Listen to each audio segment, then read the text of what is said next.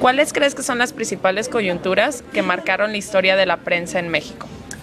Yo creo que la primera que señalaría sería el nacimiento del Imparcial en 1896, porque estableció la rutina de producción periodística que prácticamente se aplicó en México y en el mundo entero en casi todo el siglo XX, ¿verdad?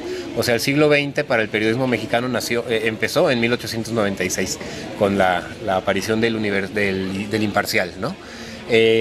Otro momento que para mí es muy importante y quizá los historiadores de la prensa no le ponen mucho énfasis es el movimiento constitucionalista de Venustiano Carranza.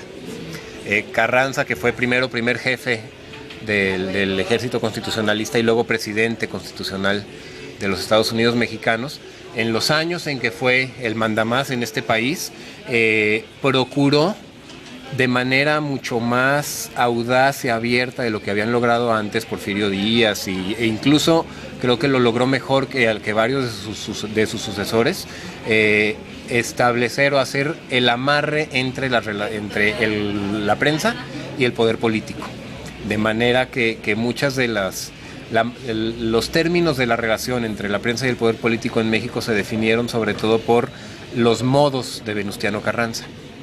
Y un tercer momento, yo creo que después del 68, después del 2 de octubre del 68 y la reacción que hubo en algunos, por supuesto que siempre minoritarios, pero pocos medios de comunicación que empezaron a cuestionar el funcionamiento del régimen duro del PRI.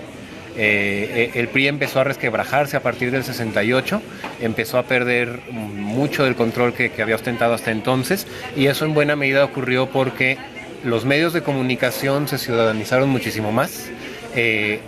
Con esto quiero decir que los ciudadanos reclamaban medios de comunicación verosímiles, que no escondieran las cosas como lo hizo Zabludovsky ese día o como lo hicieron la mayoría de los medios oficiales, y creo que el 68 marca, además de otro montonal de procesos no solo en México sino en el mundo, el despertar del periodismo independiente de este país.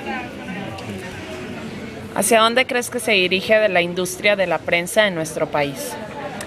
Yo creo que tiende a la atomización.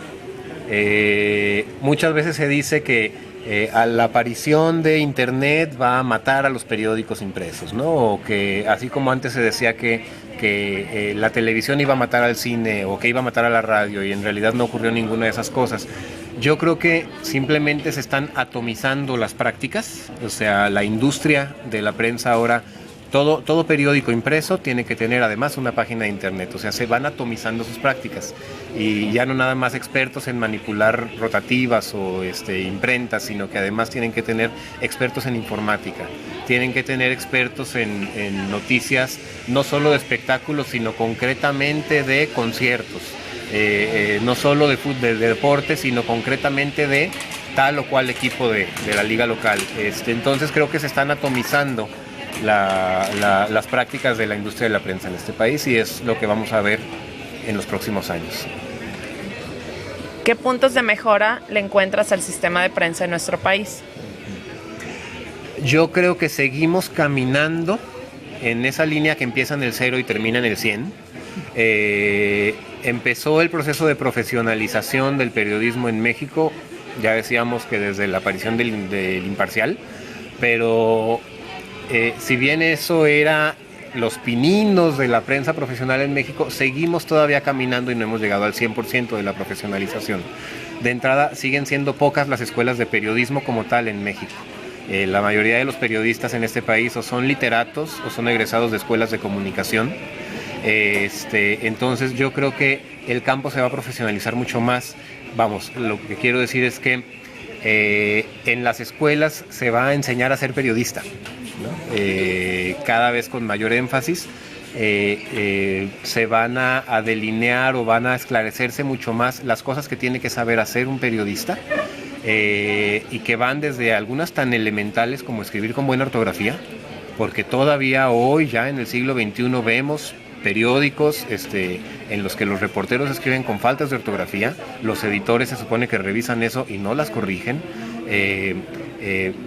Son contadísimos los medios que tienen, por ejemplo, un defensor del lector, y yo creo que eso se debe instaurar y volverse algo, un requisito sine qua non de todos los periódicos. Entonces yo creo que esos rasgos que nos van a hablar de una industria muchísimo más profesionalizada también van a seguir apareciendo en los años próximos.